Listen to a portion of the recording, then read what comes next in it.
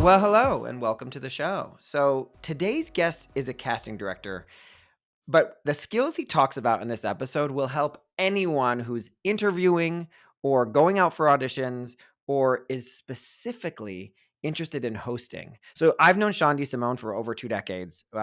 He had me test for HSN or QVC 2 decades ago, probably.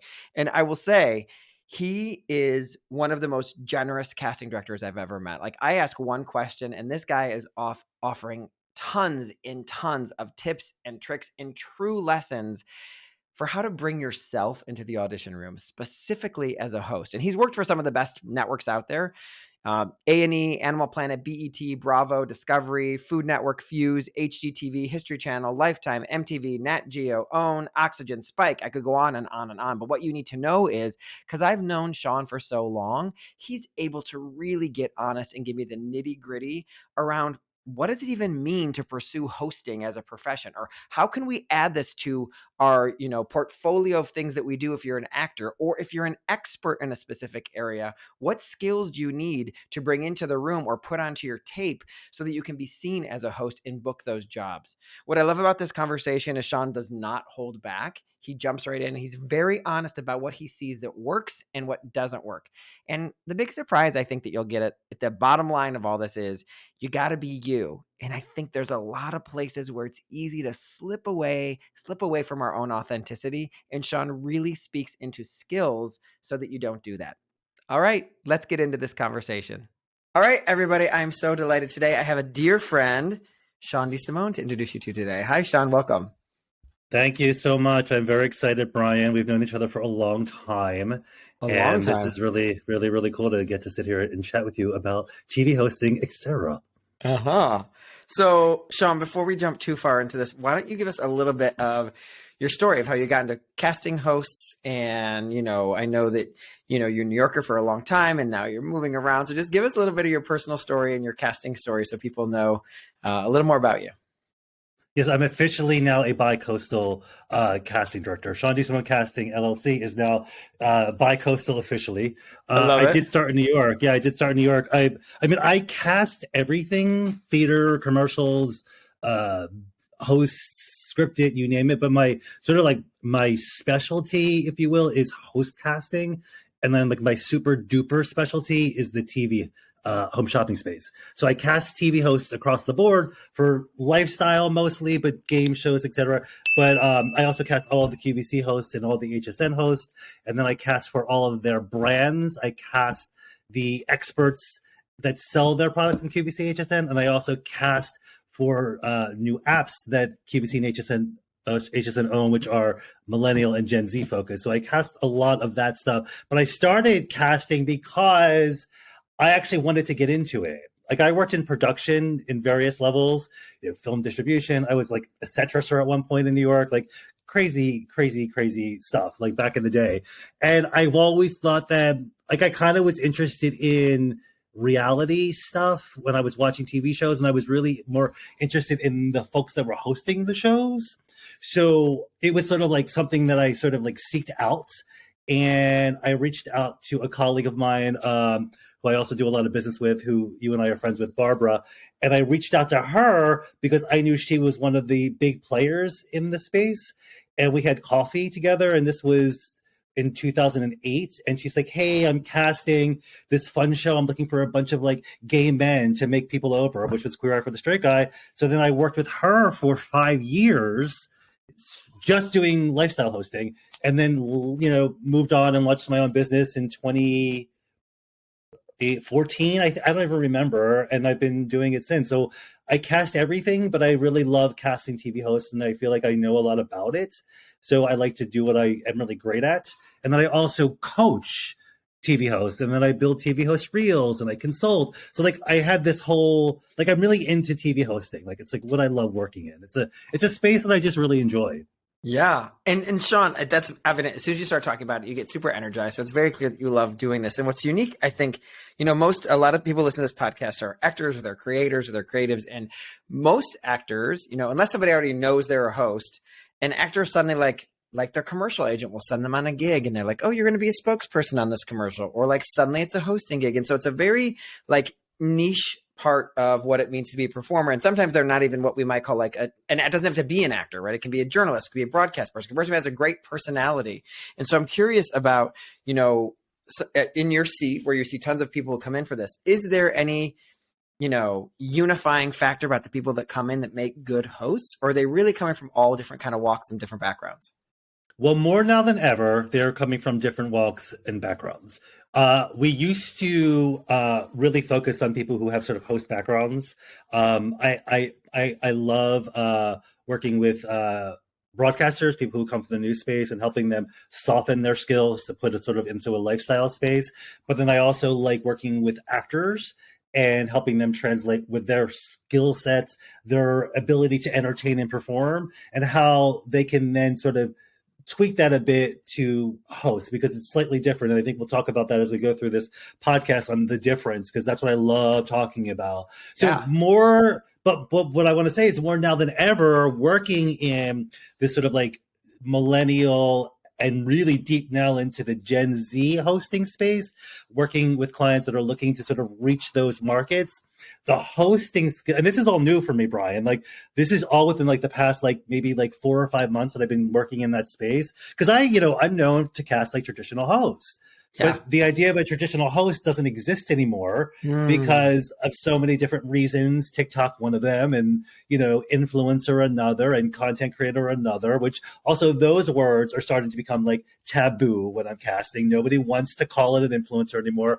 Nobody wants to call it a content creator. So like they're trying to come up with these new ways of describing host, although the job is still the same. It's like the title has to be different because we're trying to reach new people. So I'm now working with performers. I'm now working with, like you mentioned, journalists, MMJs, like multimedia journalists, like people who have like skill sets that they can then bring into the space. Like MMJs, they know how to shoot, they know how to edit, right? And multimedia journalists know how to write. So all those skill sets are really great because a lot of these clients of mine want their host. I mean, I don't even know if we can use this word anymore, which is like the craziest thing. They want their host to have more skill sets than just walking on camera, right? Speaking and then leaving. And we could talk through that because, everybody has to wear many hats these days. So now the on-camera talent, which is another term we're using, on-camera talent are also, shooting their own content that's going to supplement the gig that I'm casting them for. We might give them a camera, and then when you go home, we want you to shoot, your weekend, and then we're going to include that in whatever, you know what I mean? Like, It's like the world is like evolving, and so TV hosting has to evolve. I also still do very traditional host casting. I will be honest with you, those are fewer and far between, and it's because the landscape is tweaking, but it's also so challenging and interesting for me, interesting and challenging as the casting director dealing with the agents and managers saying like, listen, your client's going to come in the room, but the note is tell them not to host, but they're coming in to be a host. Like it's, oh my gosh, Brian, you have no idea. It's like, I'm literally a psychiatrist. I'm a director. I'm a producer. Like there's so many, but I have to constantly evolve the way the industry does. And the way the talent has to evolve. You and I were just chatting before we hopped on here. Like you and I've known each other for a million years. You were actually the first one to hire me to teach classes. That's right. And, oh my God, I forgot that. Yeah, such a long time. You were and you also had a lot of influence on like my gig that I've been working with for 14 years. Like you and I had dinner one night, and you like explained what the gig was before I even knew what the gig was. But because they reached out to you, right? They were like, "Do you want to host our home shopping network?" Or QVC, I think was first. No, gosh, oh God, no. I was never going to be a host. No. Did they know? I mean, did you want to be? I'm sorry. Will you cast our host? They came to you, didn't they? They came to you looking for you to cast their host. Yeah. I mean, me and a handful of other folks had interviewed for the opportunity, and then I did a trial run, and 14 years later, 51 hosts later, I'm still in that space. Ah. But what I was saying is like, I have the way I am casting TV hosts is very different than what I was doing 14 years ago, because the talent is different. I'm different. The technology is different. The clients are different. The way we view content is different. Things are now on your phone. They're not on big screens. So hosts are not big anymore. Now hosts are intimate. And like, do we want you to say, hey guys? No, because your audience is different, but maybe you are saying, hey guys, for a different, there's so much to know. Yeah. And I think like the biggest, if I could just give any advice and why I love coaching so much, is I love working with actors and I love working with news reporters and journalists. And I love working with personalities, whether they be chefs or interior designers. I love working with all these people because what I can do for you is help you understand the difference when you come in the room and the difference of the job when you're an actor or when you're a host. Because I can work with an actor and help them in their audition process and even the submission process, because it starts way before you even walk in the room. The difference between auditioning to be as an actor to play a role and auditioning to be a host, which you're never supposed to play the role of. Right. And that's the biggest mistake. Well, that's the biggest mistake people make is, I got to tell you, like, if I could like preach this from the mountaintops, I would. Like, the way you're going to win in an audition is to know how that casting director or that genre that you're auditioning for, how that audition is supposed to go. Because when you go into audition for a commercial, it's very different than when you go to audition for a comedy, which is very different than going to audition for a TV host, and a TV host for QVC versus a TV host for History Channel, because I do both of them. Yeah. But I'm the same guy. Right. So it's like, that's what I love sharing with people, is knowing what you're coming in the room for and tailor that audition. Because what I think the biggest mistake people make when you're a talent or a performer is having this sort of templated audition that you think works every time you go in the room, and it should not. What I'm taking away from what you're saying is, it's almost like the way an actor thinks about, I'm going in for a comedy, I'm going in for a single camera comedy, I'm going for a multicam comedy, I'm going in for a drama. Like, we have to change within the genre of what we're doing. So if the work is History Channel, it's different than Home Shopping Network. If it's different, then like, these are all different ways I need to bring myself into the room, but it's not a template. Like, I need to react to what it's going to be in the room. So when I boil this down, is personality the answer to all this? Is that like the biggest factor in this? Yeah. Yeah, but let me explain what personality means, because it's such a generic, overused term, which I use every single day. So I would love to explain what that means to your audience, because like, when you, again, like, the more you know. So yes, you change for the genre, but you go even more than that, Brian, per project. If it's a show about music for History or MTV, or it's a show about relationships for MTV. That's what I mean. Like, you even go deeper. Like, if it's a show about music, when you walk in the room, we want to talk about what you were listening to on the way to the audition. Like, that's how deep we go with people. But yes, personality, like the most generic term ever. But it is literally the first thing you will see on any casting notice that they put out there. But what I want to explain to you what that means, and when we say we're looking for your personality, Brian, we're looking for something that we can't teach you. Because here's the deal. I can teach you a lot, and I can share skill sets with you. Like, because remember, you're coming into audition to be a host, and we have not described what you look like, because yes, networks have demographics, but like, if I'm looking for a host, it doesn't describe height, weight, hair color, body type, anything. It just says we're looking for people with great personalities. Well, like, I have a great personality. I want to go in and audition. I have a fantastic personality. But what that is like, what we're looking for is like something that like we connect to. And what is it uniquely about you that I can't teach you? Like, I know what my skill sets are as a person. I know what my superpowers are. I know how to use them. I'm not going to tell you because it's my secret. But I know how to walk in a room and own the room, set the temperature in the room. Like, I know how to do that. So when we're looking for personality, we're looking for like, just like something that the person before you and the person after you, when they walk in the room, they did not bring in the room, because it's supposed to be so specific to you. And that's where the authenticity part comes in. That's when we can start to tell Brian is coming in and he's playing the role of, midday QVC host, or he's playing the role of like History Channel traveler, because people do come in the room and they play what you think they think you want to see, or they try to fill a bucket. We're not filling buckets here. We have a space available and we're trying to figure out who goes into that space. So I need to spend a lot of time with you in the room. So yes, personality is key. When you walk in the room, you are showing off your personality, but like figure out what your personality traits are that are great and that relate to that project. That's what I mean. Like, don't just try to come in and be like a charismatic guy for the hell of it, because that's not going to work. Like, that's all I'm trying to say. Like, when you said personality, it's like, oh God, personality, sure. But like, what makes Brian different? What makes Sean different? Right. Because we're both men. We're both around the same age. Right. We both lived in New York at the same time. We both live in California. You're from Ohio. I'm from Pennsylvania. Right. That's kind of close. So like, there's a lot of similarities. Right. But like, what's the differences? And Sean, what I'm also hearing inside of that is, when someone hears that, they might be like, I don't know how to find what's different about me. But there's also a skill that we're talking about here. So it's what's the difference is that, like, if you separate your personality from just personality to what are the differences? Like, what are the unique things about you? That doesn't mean they're the most unique thing in the world. Just it's unique to you is what I want to say there. Yeah. Unique to you. Yeah. And then the other part of it is, remember, we're not talking about you just standing in a room and doing it. So how do you bring that which is unique to you to conveying information? So no matter what, a host is conveying some kind of information, whether it's they're doing it soft and easy or they're doing it very direct, like a broadcaster. How do you bring that to how you share information? I'm imagining is also part of the skill here. Is how do you make sure you don't leave yourself behind and make it center stage the information that you're delivering, which is what a newscaster's job is, right?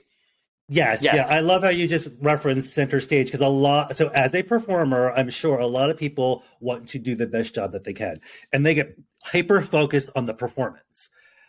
I always tell people this. Number one, whatever the job is, if it's QVC, HSN, Shop NBC, History Channel, Lifetime, Oxygen, MTV, whatever it is, they will teach you or show you what they want when you're shooting, pre-production, whatever it might be. What we're looking for is the true, authentic you, and are you a match for that job? So when you walk in the room, basically I tell people it's just like walking in the room like you would at a cocktail party. So yes, you do need to perform. So that's where the entertainment factor comes in, because if you ask me the two most important things that a TV host must be able to do, it is inform and entertain, or you could flip it, it's entertain and inform. To me, like they're the same thing. Not one is more important. You must be able to inform. You must be able to share information, but you gotta be entertaining while you do it. And that's where a lot of people lack, is where they get focused on the job. I always tell people, I don't even work there. I cast 51 hosts for QVC and I do not work there. They go and they train and they do their thing and they work there. I don't have anything to do with it, but I certainly know what works over there. Right. So Sean, the way I want to relate to this is you're like what I want to make sure everyone's not missing this, because I think it's an important distinction. I don't want to rush by too fast, Sean, is when you're coming in to meet Sean, or you're coming to meet the casting director, let's say in your positions particularly, I'm not putting you on front of a script and saying, this is exactly how I want you to do this and try to say that a little differently. And I am saying, what do you like as a person? Let's see how you do. Let's see. Sure. Try talking to me about this, whatever it is. But I want to see you more than anything. When you get the job, they'll talk about what they want. When you get the job, they'll show you how to do the freaking job. And I always tell people also, this is just like an interesting, something to share, with talent. Like that's also what a callback is for. A callback in TV hosting is really more focused on skill set, for me at least, and probably for a lot of my casting colleagues. I feel like the callback is really where you show more of the skill set. The audition number one, or the tape request. We could talk about how frustrated people are about making self-tapes these days, but it's the way of the world we live in at this point. But like that callbacks, I feel are more detailed. Audition, tape, it's like, let's hang out. Let's just hang out. And then here's a little secret, Brian, is when you go into audition for a commercial, they probably schedule people every 2 minutes. So 2, 4, 6, 8, 25, 30 people in an hour. If you're in the room for a minute and a half to 2 minutes, you're lucky. TV host casting, I schedule you for 15 minutes. So if you now know you have 15 minutes in the room, what do you think is going to happen? Because the script's only 3. what's going to happen for 12 minutes? Oh my Right. God, Sean's got to get to know me as a person. Yeah. Oh my gosh, game changer. So like, I'm not saying come prepared to do like a marvelous Mrs. Maisel stand-up routine, but like do come into the room ready to engage, connect, and talk. And more specifically, specific to what you're in the room for. To back it up when you say genre, yes, but like MTV is a genre, but MTV has dating, it has finance. So like, what are you in the room for? Like, if this is, you know, a show about movies, I want to hear like how excited you are about the Oscars coming up and what was your favorite. Did you understand everything, everybody, anywhere? Because I don't know what it was about after I watched it. Like, I want to know like if you are coming in for a culinary project. Like, yes, I want to know that you can, you know, stand and stir, but I also want to really know. Stand and stir. I love it. I really want to know that you love, you know, Shake Shack or you hate it. And this is where people think, well, I think, so I'm imagining it's the same for journalists, because journalists are not centering themselves, they're centering the news. Performers are centering the script or the character more than they're centering themselves. And so when an actor comes in or a journalist comes in and they're coming like, oh, wait, you want to know about this here? That's not where you've spent 4 years in a conservatory training to know how to do, nor is it what you turn in journalism school, what you spent all that time learning how to do. And which is why I would sometimes think, I don't know if this is true for your influencers, even though they're not allowed to say it, but like the people who are creating content, the people who are creating content on their own are often driving from their personality. They're driving from, this is what I did to my house and I bought these things on Amazon, because they're like, that's why, like, that may come more naturally for the people who've made their own content in some ways. Do you find that to be true, or is it a little bit of a mix? Well, number one is I don't, just so we can be clear, like, I don't want people to throw away what they already know. Just bring that along with what we'll share today, what you should be bringing in the room when you're auditioning for a TV host. I don't ever want you to throw away your journalism skill sets. They're like insanely good. I don't ever want you to throw away being a performer and entertainer, because I need the skill sets. I need all of that. I just need you to sort of like present it in a different way, add to, scale back, pump up. You know what I mean? Like and it's so case by case. Sure. And that's why I love doing what I do, and I love coaching, and I love casting, and I love sitting in auditions to this day. Like, I enjoy sitting in an audition room or on a Zoom audition these days and actually truly directing the session, because you will get notes, you know, and that's also that I like to share with performers and hosts and actors or whatever it might be. Like, when you come into audition for a TV host, role, like, don't expect one thing over the next. Like, it's always going to change. Like, you can get notes, you can do it again. There's lots of ways to play with it. So, you know, it's not so, you know, set in stone. I guess what I'm stressing is, like, don't throw away anything. Got it. Yeah. I hear what you're saying. That's great. That's really great. So here's a question. So there may be some people listening, and like I've said, you know, a lot of times an actor will fall into hosting accidentally because all of a sudden they're submitted for some job and you have to be a host at this. And like, I sucked at that. I didn't know what I was doing or whatever. What would you say if someone's listening, like, I really want to do hosting, I want to get started? What would be your first piece of advice to them? I remember what you told me. I can tell you what you told me. Well, no, you tell me. You said go out and do it. Go go out on the street and start interviewing people on the street and start making a reel of you doing that. That might not be the same advice you'd give me anymore. We didn't have all the fabulous Instagram and all the things that we have now, but it was like, and I remember like, oh wow, I learned real quick what worked and what didn't when you're trying to talk to strangers on the street, but that might not be the same skill you'd offer to people today. Well, number one is I like to tell people to be patient and understand that it takes time, because a lot of people want to just like, oh my God, I'm an actor, I'm a journalist, I could do this with my eyes shut. Maybe you can, but understanding that it's not as, you don't just jump into it. I don't think it's brain surgery. I will tell you that. I don't think you need a master's degree or a PhD in it. I will tell you that. But I think what you need to, number one, okay. So if you want to be a host, like, understand what it is and the difference between being an actor, a performer, or a journalist. So like get a sort of concept of like, okay, it's different and this is how and this is why. Also get to know who the players are, because that's where you're going to get your most advice, support, like, know who we are. there's me, there's, you know who we are. Yeah. I don't know if you want me to shout out names, but Sure, shout out names. He will be very happy to hear your shout out names. There's Carol Barlow in LA, there's Marky Costello in LA, there's Barbara Barna, Abel, there's myself. I mean, understand who's casting TV hosts, who are coaching TV hosts, who are or helping TV hosts put together their reels. Like, not saying like bombard these people, right, but like get to know who we are, because like there's not a ton of us.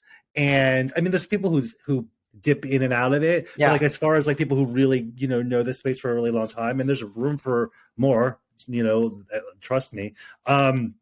But like, get to know who we are, understand what you're getting yourself into. Like, maybe it is just, oh my gosh, I get to talk and be myself on a really great day. Yeah, that's what it is. But as long as you know that, then great. Doesn't sound that hard. But a lot of people come into hosting thinking like, oh, okay, I think it's this thing, or it's that, or this is what I want out of it. Like, just like kind of have a reason to want to do it. I always talk about purpose when it comes to TV hosting. When I tell people, when you come in the room to audition for me, I would like you to have in the back of your head, or whatever, wherever, like, have a reason to be there. Because if you don't, it just doesn't feel right. Because like, you're not playing a character, you're not playing a role. So like, I'm not telling you, like, we're not like talking about Meisner here.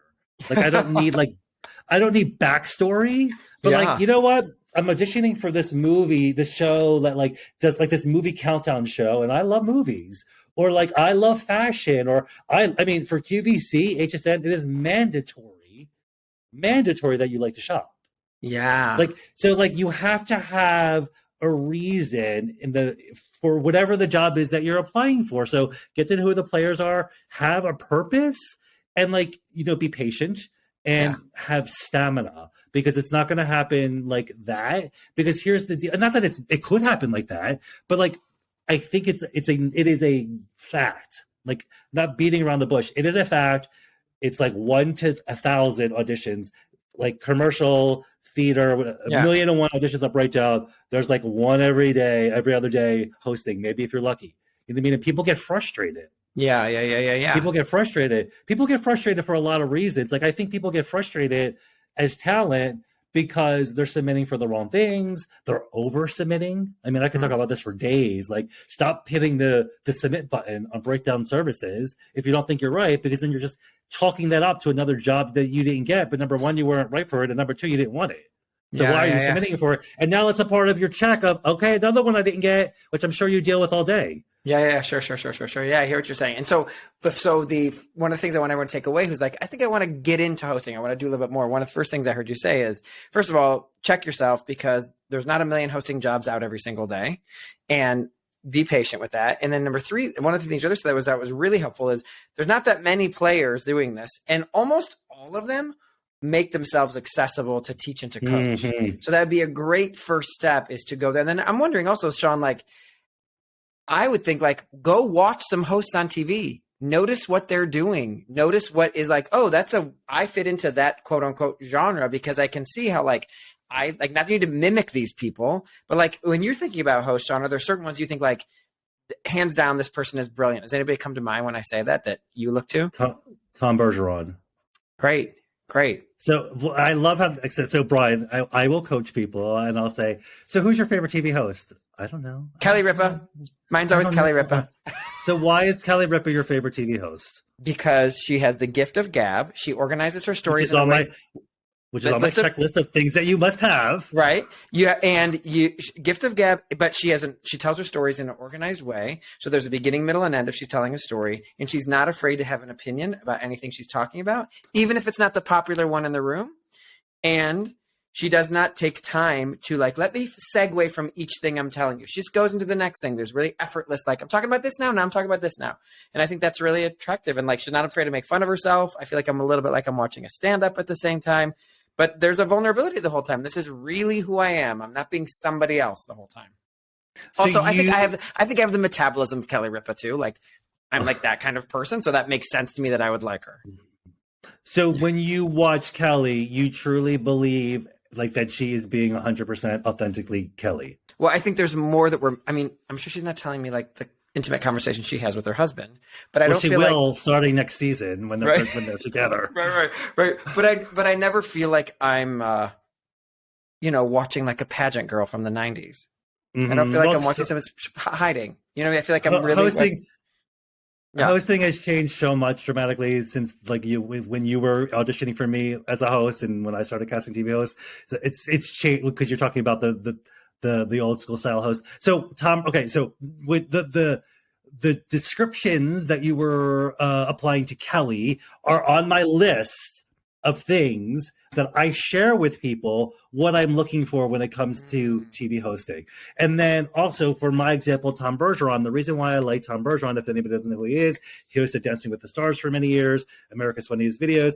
Tom Bergeron is he is unedited and unpredictable for me. And that's, as a casting director, what I really want to see most in the room. We could talk about the gift of gab, and we could talk about the structuring and et cetera, et cetera. But like the fact that somebody can be unpredictable and just not perfect and, self-deprecating, like you said, and makes a mistake, but picks it back up. Like you might, believe it or not, you might have to have your hand really close to the beeper button.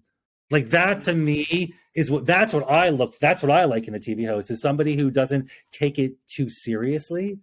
But also doesn't take center. So here's what also interested me, Sean. So like on a show when it's called Kelly and whoever, Kelly is the star of the show. Let's put on quotes. Although their guests are really the star. On a show like Dancing with the Stars, the host is not the star and centers what's going on in front of it. So the space that you're containing as the host is so different. And so part of what I imagine you have to see, can this person do this when they're in the room? Because even the host of like QVC, you're not the star, actually. The clothes are the star, but we have to feel like we're there with you in real life, talking about these things and being with you in your house.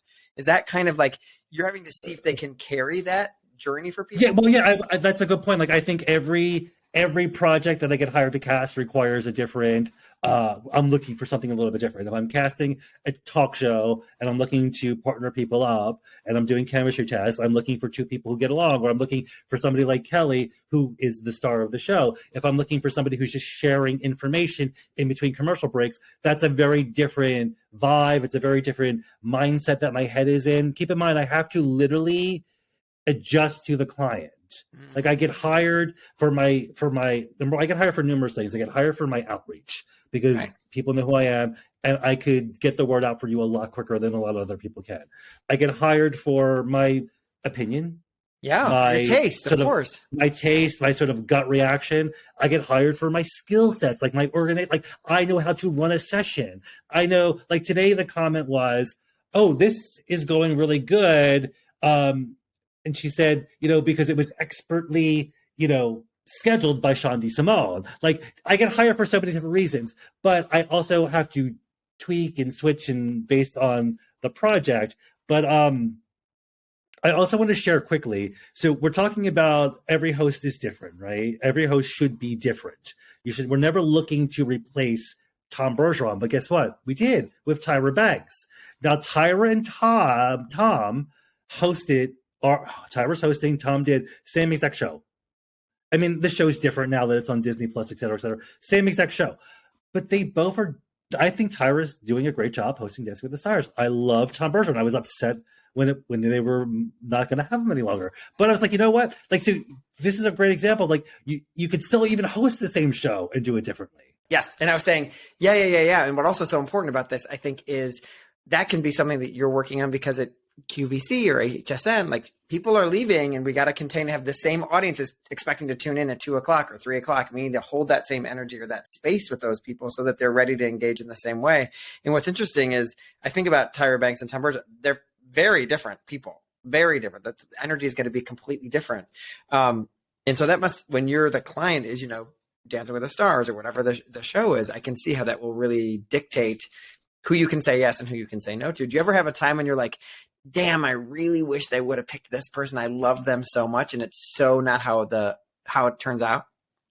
Well, yeah. I mean, of course, like I try to like step away from like getting too personally attached because like, I just, I'm the type of guy that like really like I'm just really like into it, right? You know, like I really love directing the session. I really love communicating with you when I'm getting you into the room, or I'm scheduling you, or you know, telling you that you have a callback. Like I love all that shit. You know what I mean? Like it's like I love it. So like I do attach to people, yes, but like also I have to understand it's the client's decision. It's not mine. I got you in the room, number one, right? Because like I am a gatekeeper, you know, I am. So I got you in the room, but it's the client's decision, you know.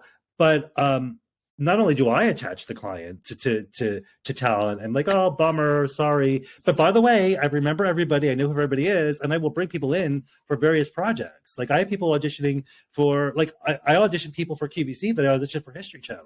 As long as they're willing and interested, as long as they're willing and interested and able, like, you know, and they have that passion, which they do, like that's it's sort of like that's what I'm hired to do, is bring in people that I'm hired to find new faces and do a search and do a casting, but I'm also hired to bring in people, I mean, as other casting directors are in various genres, to bring in people that we're already familiar with, right? Because that's why I'm an expert. But not only do I attach, this is so interesting, not only do I attach, the client attaches, and then they, oh my God, oh my God, we're going to give them a job, we're going to make an offer. And then the callback comes and it's not the same. And it's like, well, remember, you love them. Like, what happened? So I always warn my clients. I warn my clients all the time. Don't get too, I mean, you can get psyched as much as you want. Like, I love when my clients get psyched, but like, be aware, we're going to see them 2 more times, and then you're going to actually bring them into a studio. Because by the way, Brian, like a studio audition is very different than an audition, because then the camera's in front of you, the lights are there, the clients. I remember. I mean, there's so many layers to casting. I mean, gosh, I could, you know, but like, yeah, so I do get attached, but my clients get attached too. And then all of a sudden their mind changes. So it's like, you know, people are like, oh my God, I'm following them on Instagram now. And then like, you know, they come, but by the way, I'm still not 100% sure on what happened, but it could be, there's a combination of things. Sometimes the person comes back in and they're not the same person. If I can talk about consistency. Yeah, talk to me about that. The one thing that I think is the most important part of TV host casting, or wanting to be a TV host, or auditioning to be a TV host, is staying consistent the whole way through. Because the person that has submitted a letter of interest to me is the person that I want to see when they come in the room. And we can talk about the letter of interest, because I can give you examples of ones that suck and ones that are great. So wait, like, Sean, wait. A lot of people are like, what are you talking about letter of interest? Because most people are just like, don't I just submit myself on Actors Access, or my agent does, or my manager does, or whatever. But what is the letter of interest? When does that come up? Let's just say. Well, in TV host casting, it's a lot. So I cast in various forms. I either put out a breakdown on Casting Networks, Backstage, Actors Access, Casting Frontier, LA Casting, whatever you want to call it these days, and you would then submit yourself, and I literally just get a thumbnail. Or if you are following me on social, or you're following my casting email list, or you've seen my casting notice on Host in LA, or Host in New York, or I want to be on TV on Facebook, whatever it might be, or Broadcasting Association of America, you then have a way to reach me. You submit to a Gmail account. So if you're submitting to a Gmail account, you better damn right an interesting 2 paragraphs. I love this. I love that. I'm passionate about this. But also on Breakdown Services, I am appalled by the amount of people who do not take advantage of the notes section. Oh, don't you worry. Anyone listening to this podcast does. Don't you worry, because that's what I preach. I will tell you, 19,000 people submit to me for QVC. How many do you think actually wrote a note? Tell me. Oh, gosh. A couple hundred, maybe. No, shut up. So what should they put in that note? What's this letter of intent, this idea? Anything. Anything. I'm managing. Well, if I'm going through breakdowns, etc., and I'm just scrolling through it, the things that I'm going to stop on are like, hey, Sean, hope you're having a great day. Just want to let you know, I've seen every movie that, you know, I use this copy for when I coach people about Almost Famous. It's like, oh, I've seen every Kate Hudson movie there ever is. I'm obsessed with How to Lose a Guy in 10 Days. Cool. You know, like something that's like, I literally am going through auditions right now, Brian. Like, I'm literally was in my inbox before we signed in. It's like, dear Mr. D. Simone, I'm interested in the host position. I've worked here, I worked there, I worked here. If you have any questions, please reach out to me. I'm like, okay, I don't care about you. But if it's like, hey, Sean, just want to let you know that whatever it might be, just something engaging and to connect with me is because, so the audition starts for me with the submission. And then so back to consistency, it starts with the submission. So when the person I bring in the room, I want that person to be the same person who wrote me that letter. Then when you come into the room audition, I want you to be the same person that I met on Skype or Zoom. Where do people fall apart with that? What happens? Who do they come in and be? How do they be somebody else? Help me understand what you mean. Okay. So there's a host on QVC right now who, when she auditioned for me on Skype, I knew everything about her. I knew that she was like a tomboy, but she was like a girly girl, and she loved wearing, dressing up and was really into makeup, but she also, would be climbing a tree because she's from down in South Carolina. And then when we brought her to New York, she was the same person. She never changed. Sometimes when people come to the callback, they look different. They've changed their outfit. They've done too much research. They watched too much of the network, and they came in trying to be Juliana Rancic or Carson Daly hosting, TRL back in the day. Maybe over researching, maybe perhaps is something. But they somehow didn't switch. So she came in to New York, and then when we brought her to Philadelphia, she was the same exact person that she was in New York on Zoom. And when I turn on TV tonight, because she's on prime time, it's the same person I met 8 years ago. And that's why she is so successful. Yeah. You have to, if I'm going to hire Brian Pataka, I'm going to hire Brian Pataka. I don't want to hire Brian Pataka on a Tuesday and Brian Pataka on a Wednesday. And then Brian Pataka in a month from now is kind of over this job. There's so many... Totally what you're saying. So when you are, let's just walk into some of the pitfalls that you find people do, because obviously consistency is a big piece of what you're talking about. But let's say this is a different question. I'm going to change my idea here. When should someone say, you know what, I'm not really a host, but I've gone out at a few auditions. When's the right time to seek out working with a coach like yourself? I know you're cast director first, but when you're working with someone like you, when is the right time to seek it out? Is when you get the audition, or way before, or when do you like to work with people? I mean, I'll work with people in all different phases. I work with a lot of people who are just interested. You know what? I've always been told I should do this, or people who maybe come from an expertise, like a chef or an interior designer or a fashion stylist. I work with people who kind of are looking to, because what I love to do as a coach is I love to just insider, baseball information. Was it insider baseball? I love to share with people on, here's what you need to know. Here's how you get these opportunities. Here's who you reach out to if you're interested. Here's how an audition runs. So I like working with people in that capacity, but I also love working with people before a callback. Not for me. I won't work with you if you're auditioning for me. Right. It's a conflict of interest. I'll send you to some colleagues of mine. But I get, people come to me, but people also come to me. I'll give you an example. People come to me for reels all the time. Tell us about that. Tell us a little more about that, because I think I want to back into this, because I want to check into this. Let me give you the way I want you to talk about this, both with people who have a bunch of footage. What about the ones who don't? So talk about it in both ways when it talks about reels. I'd love to be able to help them out.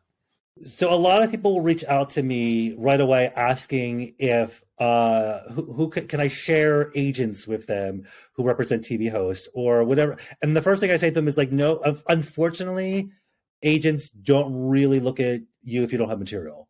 So I feel you need it's a catch-22, the material before the job before the material, the chicken before the egg. People get agents because they booked a gig and then they have somebody negotiate their deal, so then they get the agent. Some people have really great content or really great reels, and I'll share. I just have somebody that I've been working with, coaching for many years and auditioning all the time, who I just hooked up with an agent and he signed with them, and he had material. But I wasn't going to I can't just send everybody to Abrams or Shannon or Babette. I can't just send anybody to anybody. You know what I mean? You have to sort of have something to reach out to them for, because unfortunately an agent can't take on a ton of clients. I mean, I'm not an agent or a manager, so it's hard for me to really speak on their details. Right. But you do need content. But here's the conversation, Brian, is it's so damn easy. It's 2023. Everybody's got a DJI, GoPro, gimbal. Everybody's got a cell phone. Everybody knows how to edit on Avid. Yes. You know what I mean? It's like, or you know how to edit on iMovie. So it's like, and by the way, reels have changed. The days of like a 3-minute, super complex, highly produced reel is not really needed anymore. Like, I mean, I got to tell you, Brian, I get submissions with people sending me their Instagram, and it's a pain in the ass for me. But like, I'll go on it, and I'm like, oh, cute. Okay, so like, but to shoot a reel, number one, but I also have told people that it's not the right time to shoot a reel. I will do that. Yeah. Because I don't want you to shoot a reel. I don't want you to pay me if you don't think you're not ready yet. Like, so learn how to do this first, then go shoot the reel. Or if I just worked with a guy, I've known him for years.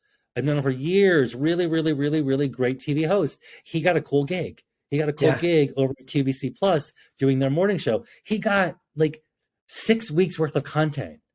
He called me up. He's like, hey, listen, I want to do this reel. We went through his materials. We just finished this reel like 2 days ago. So now he has like this amazing reel, all based off of beautiful content that he shot at the QVC studio, but also with stuff that he shot on his own. And I always tell people, like, it could be a combination of things. Like, it should look decent these days, but like, I go to Times Square and, stand in front of the TKTS booth and talk about something, or go to, Santa Monica Pier and, whatever it may be. Like, you can go out and shoot stuff. For me, like a reel these days, like a minute is all I really need to see. Really? Wow. Even with all the different varieties of stuff. Like a hot minute, like a super sassy, like a sizzle. I don't even want to call them reels anymore. But in the world of hosting, do we want these things to be montages? It sounds like you want them actually talking and having a real conversation. And no, I think it's whatever your material lends itself to. It could be the one thing that if I can say don't do when you're real. I don't know how. Don't ever say, "Hi, it's Brian. I'm Brian. I'm Brian. I'm Brian. I'm Brian. I'm Brian. I'm Brian. I'm Brian. I'm Brian." And then it starts. Like, that's the one thing that I sounds like a pet peeve. Sounds like a pet peeve. Like it's a pet peeve, but it's not my own. Yeah, it is a pet peeve. But like, but what I'm saying, Brian, is like a reel could be many different things. Like Mikey's reel that we just wrapped is very different than a certain person, somebody else's reel that I'll probably do in a couple weeks. You know what I mean? It's like you're different, but this is what we're saying, Brian. It is not one size fits all for TV hosting. So a TV host reel is going to be very different for you than it is for me. Right. And I kind of feel like this is bringing us kind of full circle as we kind of round things down here, which is. You're kicking me out? No, I'm not kicking you out, but I feel like we got some good places here today, I think. So we got to end at some point. Sean, I know you and I could talk forever, but the part that I love about what you're saying, and I think comes back to it, is even though we know personality can be broken down into many things, is this has to be driven from who you are. And I think a lot of times and someone might be, let me create my reel so I can show off my credits, which is not what you're saying you want. No, I want to see you. I want your letter of intent to see you. You are going to be the reason you get the job. Nothing else is going to be the reason. Yes, you might have to have dark hair. Yes, it might need to sound like this when you're talking. Yes, you might need to be able to talk about this as an expert. But what's going to get you the gig is you being you. Like not something authentically yourself. Yeah. And I want to talk a little bit about and that's why, like, you called it the letter of intent. I call it a letter of interest, but we're talking about that's what I meant. That's what I meant. Yeah. No. Like, we're talking about the same thing. Like, just show us who you are. Because if I hire Brian Pataka, like when my client puts Brian Pataka on air, and it's not the same Brian that I thought I was giving them, or what are we? I'm a talent buyer. Is that what I'm considered in the industry? Yeah, probably. Like if I misrepresented or you misrepresented, like, we're all screwed. Right. I've had people who hired, cut checks, put on salary, and like day one was like, this isn't right. This isn't working. Wow. And I think a lot of it has to do with misrepresentation or not being authentically yourself or whatever it might be. But it's unfortunate on all parts. But it's all super fun. Like TV hosting is cool as shit. Like, if you want to do it, like, do it, but like, do it because you want to do it. Don't just do. Like, listen, I always tell people, yeah, sure, it's a great gig. Like, you want to make some money. And there's so many people who are actors and TV hosts because of income streams. Yeah. And I'm 100% down for that. Like, I support it. But like, at the end of the day, like I said earlier, like, just truly, like, have a reason, have the stamina, understand that, you know, it's going to take a hot minute because there's not a lot of casting opportunities out there. Don't submit for shit that you're not right for. Don't submit for shit that you don't want to do. Yeah. Do you know how many times I get people on the callback and then they turn down the actual? I have people turn down the job offer. I probably count 5 people who have passed on job offers from me after auditioning. And guess what? You better now than later. But like, it's, you know.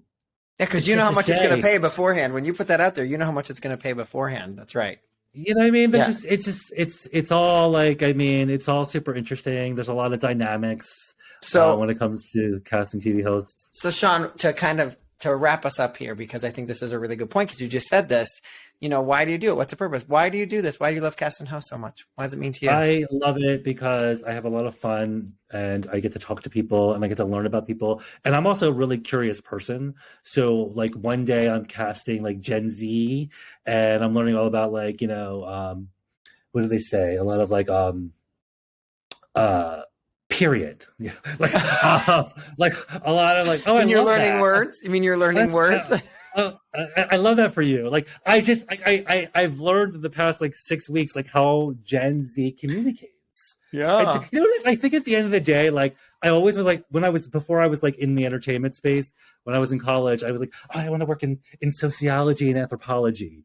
Like and I feel like TV host casting, and casting in general is like a whole social experiment, right? Right. But like I number one, I'm really good at it, right? So I like to stick with it because I'm good at it. Yeah. I always tell people, find something you're good at and do it really good, and you'll be happy, right? Yeah. So I'm good at it and I enjoy it, but I love the dynamics of it. I love like the people, and I love the worlds that I get to live in. Like I love, like right now I'm like all into shopping. Like it's all about products because I'm casting for like, you know, TV hosts, Gen Z, millennials, and you know those above. But like I'm all like I could talk about, you know, faux fur blankets and like I could talk, and then I love like I'll literally work for History Channel and I will literally cast a show about ice. That's like so people cool. who talk, and I get into it. Like I learned how to like clean out swamps. I've learned how to like makeover shows. I know shit. I'm renovating my apartment in Palm Springs. I know shit because like I've worked on so many like it's the only place that I can think of, only job I can think of where you get to like dip in to lots of different worlds. Yeah. You know, as specifically casting TV host, because yes, I do cast the commercials in the scripted space and that's really fun. But like the TV host, like you live in these, you know, it's like you jump into a world for a minute. Yeah. And then I'm over it. Like, trust me. Like, but you only had to be there for a minute. You can really see that really. I only had to be there for a minute. Yeah. And I think that's my personality is like, I love like saturating and digging deep, but I'm like ready to move on to something else. I love it. I love that, Sean. This is so exciting. It's very clear. I mean, if y'all decide to watch this on YouTube, you'll see Sean's like so lighting up and so passionate about this. And I've known Sean for a long time and known him just to be a really, really generous casting director and coach and human being. And so, Sean, I'm sure there's going to be a bunch of people who are listening right now who are going to want to know how to find you, how to work with you. Where's the best place I should send them? Well, I have an email address, which is sean@seandesimone.com, DESIMONE. And I have a website. So if you go on the website, the email will be there. And then you can see some of the work I've done. Like, I feel like, click on the testimonials. And I don't script those. People write those. People, they shot videos. You have integrity there, Sean. they shot the videos. Like anybody, I mean, I literally answer every email. I love it. We will link we'll link to all of that in the show notes. Yeah. So, and then there's the Instagram. Yep. There's the Instagram, Sean_DeSimone_casting. Oh, you know what? I'm really good. I love my Facebook page. I know Facebook is a little like taboo. We don't even do Facebook anymore. Tell us where. A little old person-ish, but like, a different generation, right? Which is my generation. I do have a Facebook group, but I got to tell you, it's great. Like, because I post and people are really communicative in there. So Facebook, you can reach me on there. You can reach me on the IG. I probably think just like email me is probably the best way. Right. Because like I will respond. But Sean, your Facebook group is like incredible. It's got 16,000 people in there. You post a lot of great content. So I really just want to make sure everyone. I don't go deep. It's really more just to share because this brings us back to, I want to be a TV host, but I never see a casting post.